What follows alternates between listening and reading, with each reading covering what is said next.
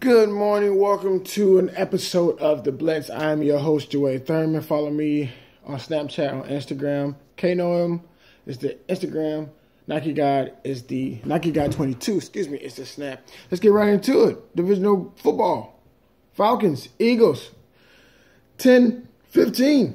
Who would have thought the Eagles? Nick Folks goes for 246 yards, 0 touchdowns, 23 out of 30 completions. Very, very good game, folks. If you didn't watch it, I am sorry for your loss. Very defensive game. On the other side, the Falcons, Matt Ryan, 22, 36, 210 yards, 1 touchdown. The big thing of this that I took away from it was the power runner Ajayi did on this Atlanta's front line. You was thinking, wow, if you missed it, you are so sorry. I am so sorry for your loss. But Ajayi was running like he was a man possessed. He was running like he was playing for a new contract, ladies and gentlemen. He was running like he stole something from his mama and didn't want to get caught. Ladies and gentlemen, I am telling you, this guy is going to be he is, let's just put it like this, he is the real deal at running back. And this is why I believe that now, because I had the Falcons winning the Super Bowl, but now I believe that the Eagles, with this guy, if he keep running the ball like he's doing, stay healthy, they're gonna go far in this. On the other side of that coin, Julio Jones, 9 receptions, 101 yards, 11.2 average a catch. That is amazing, but it still came up short, 10-15. Freeman and Coleman combined together about 84 yards. 79 of that yards was Coleman, 7 was Freeman. That was the rushing attack. But if you look on the other side, Ndola of the Philadelphia Eagles, 2 rushing attempts, 20 yards.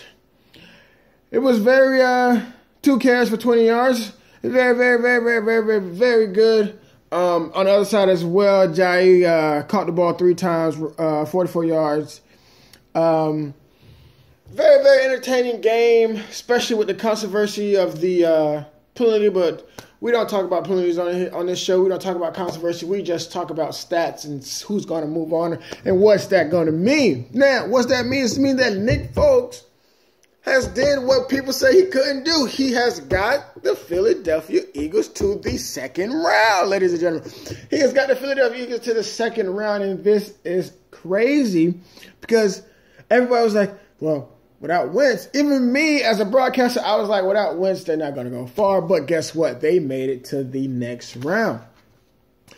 It was crazy how, if you was watching the game from beginning to end, Falcons got off the field quite rapidly. Time for possession for the Philadelphia Eagles, 32 minutes and 6 seconds. On the other side, the Falcons, 27.54. It's about a 5.5 minute difference, especially when it got down to the nitty gritty. First downs, Falcons 19, Eagles 22.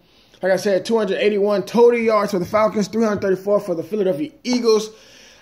238 yards in passing for the Philadelphia Eagles. Take that in perspective, folks. 238 passing yards. You beat Matt Ryan in passing yards. Matt Ryan and the Philadelphia Eagles for 195 yards. Are you serious right now? That Falcons, 195 yards with the weapons they have. And you got to think, is it time for a reset in Atlanta? Is it time for a head coaching change in Atlanta? Let me tell you what, who did get a head coaching change. That's the Tennessee Titans. We'll get into that later. But is it time to shake things up in Atlanta? Or is it time to say, guess what, guys? We messed up. We bought the bullet. We messed up. We underestimated the Philadelphia Eagles because they didn't have Carson Wentz. Which is it? If it's time for a reset, or did they just underestimate the Philadelphia Eagles? Man, penalties on that side. Eagles, 4 penalties, 24 yards. Falcons, 4 penalties, 73 yards. Listen to that. That helped the Eagles so much, especially to set up a field goal and to ice this game, really. It was so awesome to watch that game, ladies and gentlemen. So exciting, especially when Ajayi ran the ball. It was so amazing. This kid, I'm telling you, he can lead this team to the Super Bowl. If folks can't do it, Ajayi can. Running back very, very, very good. Wow, just an all-around great game. Well, let me tell you who didn't have a great game, though. Who didn't have a great game? Well, they had a great first quarter, but they didn't have an all-around great game. That was the Tennessee Titans. 7-0 in the first quarter. And then, guess what? Tom Brady does what Tom Brady does. 21 unanswered points in the second. Yes, ladies and gentlemen, the second quarter. Not half, quarter. 21 unanswered points. And you got to sit, you're sitting there thinking like, this game is over. Why am I even watching this? But it was football. Everybody tune in. Final score of that game, 14-35. Tom Brady, 35 completions, 53 attempts. Threw for 337 yards, 3 touchdowns. Like I said, ladies and gentlemen, Tom Brady is playing like he wants to go back. And if he goes back, ladies and gentlemen, speaking of Tom Brady, if Tom Brady goes back to the Super Bowl, and if he absolutely wins in the Super Bowl, will this be his last game in New England?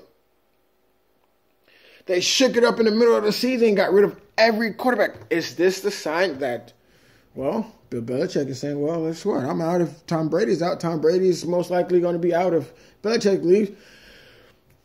Can we see a change in New England? On the other end, Mariota, 22 of 37, 254, 2 touchdowns. He had a good game. They just ran up against a team that said, guess what, we're going to squash you like a bug. But overall, they had a very, very good game. They had a better game than that Buffalo Bills game, I'll tell you that much. Now, like I said, the Tennessee Titans, they fired their head coach after the abysmal loss of 14-35. Now, what does that mean? Well, it's a lot of coaches out there that are talking. But the thing about it, who would want to go in Tennessee and coach? That's the thing. It's Tennessee who want to go there and coach. But I tell you who has a lot to say. I will have more on this story once I get some more information about it. I will have more and more and more. That's why I say you got to like and subscribe, because I do a video every day. So you have to like and subscribe for these exclusive videos and for this news broadcast. You will only find it at The Blitz. I'm telling you, my name is Joey Thurman. Welcome to The Blitz. If you just tuned in, I am in the middle of the Patriots and the Tennessee Titans. This game here, was it a statement game for New England, or was it more of a statement game for Tennessee? Just keep in mind, yes, Tennessee did lose. They lost. But you put up 14 points. You held the Patriots to only 14 points and a half. You just blew a second quarter. You had abysmal second quarter. Everything went downhill. If that score is 14-14 going into the second half, it may have been something different. You may have had Tom Brady on the ropes, but you didn't. Bowman ran for 27 yards, 1 touchdown. Big Gronk, 1 receiving touchdown, 81 yards. Davis, 2 touchdowns. The game was not as competitive as anyone in the world thought, but they did what they did. Time of possession for the Tennessee Titans. About 50 seconds difference between Atlanta. Atlanta was 54. They was 27-04. Time of possession for New England Patriots, 32-56. That was a very, very, very explosive game for the Patriots. Penalties. 10 penalties for 62 yards for the Tennessee, 4 for 37. Total yards at the end of the game, 265 to 438 for the New England Patriots. Like I said, that game, ladies and gentlemen, was it more of a statement game for the Patriots, or was it a uprising, an uplift, if you would say, for the Tennessee Titans? Like I said, like, subscribe, comment below if you want to add anything. I will try to get back to you. To my guy who commented on my last video about the Falcons and the Eagles game, much respect, man. I'm going to shout you out on my next video because I got to get everything from you. Or you could just comment on this video as well, and I'll make sure I comment back to you today. Now, let's talk about this had to be, to me, this was the game of the week, the game of the American game of the week, because you had Jacksonville and Pittsburgh. Let me say, you had Jacksonville and Pittsburgh. Pittsburgh 42, Jacksonville 45. Being that I am a Florida native, I couldn't be more happy that the Jacksonville Jaguars came out on top with his 3-point lead. Ben Roethlisberger had a tremendous game. 37-58, 469, ladies and gentlemen. That's 469. 5 touchdowns, 1 interception, but he fumbled at the end of the game, ladies and gentlemen. Bell, 16-67. Didn't have a very exciting game. But on the other side, bros, listen, passing, 214, 1 touchdown. But you got to say, well, what else? Yeldon, 1 touchdown of rushing. Forte, 3 touchdowns. Average 4.4 carry, 109 yards, 25 attempts. That is where it got interesting. Shout out to Brown coming back, 7 receptions, 132 yards, 2 touchdowns. That was amazing. Now, did Pittsburgh underestimate Jacksonville? Did they say, well, Jacksonville is Jacksonville, we're the Pittsburgh Steelers, we're gonna beat them? Well, I feel sorry for you Pittsburgh Steelers fans because that did not happen, ladies and gentlemen. 42-45. I got to commend what Ben Roethlisberger said, though. He put this loss on his shoulders. He got very, very emotional in front of the news conference. You know, and sometimes it goes that way. Sometimes you just have that one moment that separates you from being that hero at the end of the game to being that villain.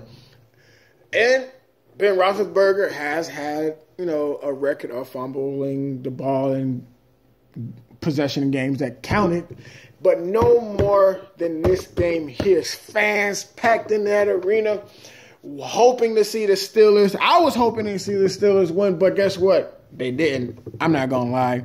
Being from Florida, Jacksonville was an underdog in this, and everybody who is an underdog still has a dog of a chance in this fight, and they did their thing.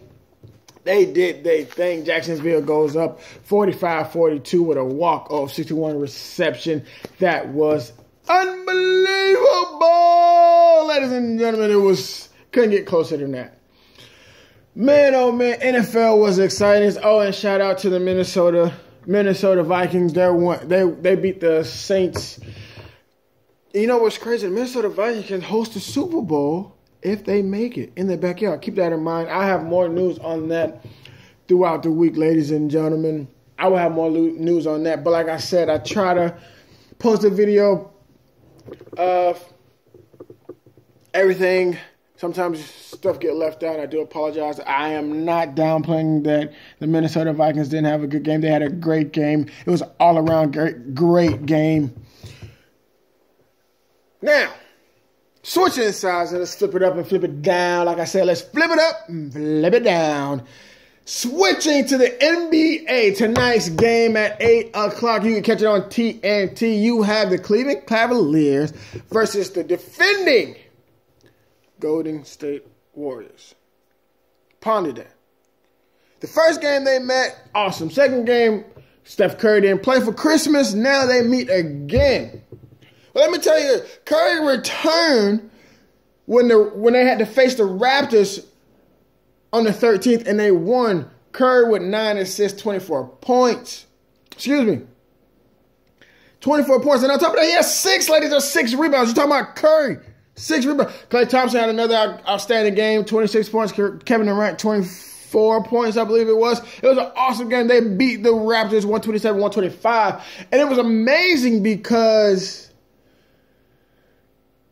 Raptors beat Cleveland. Ponder that for a minute. That is amazing. But now you have 2 of the greatest players of all time facing each other tonight in LeBron and Kevin Durant. Speaking of LeBron, they blow a 22-point lead to Indiana Pacers. I said a 22-point lead. 22 points? Is it time for a reset in Cleveland? Well, guess what? LeBron thinks so. Every time LeBron is faced with an adversity, he changes teams, and this is no different, ladies and gentlemen. He is switching teams again. He want to go to LA because he want to play with his banana boat friends. Yes, sir, I said it. I ain't going to lie. It will be a sight to see, but guess what? That's a lot ifs in that sentence, ladies and gentlemen. There's a lot of ifs. But every time LeBron feels like a team can't help him win, he shuts down. And they say, well, he has to play more offense. But guess what? If you play more defense, you won't have to play a lot of more offense because your team will be winning, LeBron. Yes, it all falls on you because this is the team that you asked for. And guess what? The smartest man in the world is Kyrie Irving. Said, you're not finna do this to me again. So he goes to the Celtics and he is dominating in the Celtics. But that's another story for another day, ladies and gentlemen. We're talking about tonight, TNT, Kevin Durant, LeBron James. To me, I'm a Kevin Durant fan. I can't be biased because I'm a broadcaster, but I'm an all-around Kevin Durant fan. And Kevin Durant's playing his best season, defensive, passing, scoring, assists. He is setting by example. And he is that train that's hunting down LeBron, saying, hey, guess what, LeBron? If you're not going to play, guess what? I'm going to play, and I'm going to embarrass you if you don't play. So, LeBron James, guess what? Tonight, you have to make a statement. If you don't win here tonight, what's next? Because guess what? You're getting up in age, and no, you can't do the same thing that you still do, but it has to go down now. You can't slack off defense and expect to play great offense. LeBron, you blew a 22-point lead. You barely get past Orlando. And what's crazy is that this is supposed to be the rematch. And I don't know about you, but I'm thinking Toronto may edge out of them, or the Celtics. It's about two teams they're not gonna be so awesome in the 7 games. Celtics, Toronto. The Toronto is playing with that unbeat that's saying, hey, you not gonna beat me this year. The Celtics, like Kyrie Irving's leading, saying, hey, I'm gonna be the man. And guess what? Gordon Hayward's thinking about coming back. I suggest he shouldn't, but that he's a grown man. If he wants to come back, he's going to come back. This has been a very, very hard week for Cleveland Cavaliers fans. Kevin Love, 10 points in that game. LeBron James, 11 assists, 27 points. In the loss to Indiana Pacers, they blow a 22-point lead. Abysmal, very, very abysmal. But tonight, ladies and gentlemen, you have it. You have Cleveland and Golden State. I will be doing a video for that, a podcast for that also tomorrow. Catch me tomorrow, ladies and gentlemen. Like I said, this is The Blitz. I am Jaway Thurman. Follow me, like, subscribe, and I am out. I'll catch you tomorrow, America. Peace.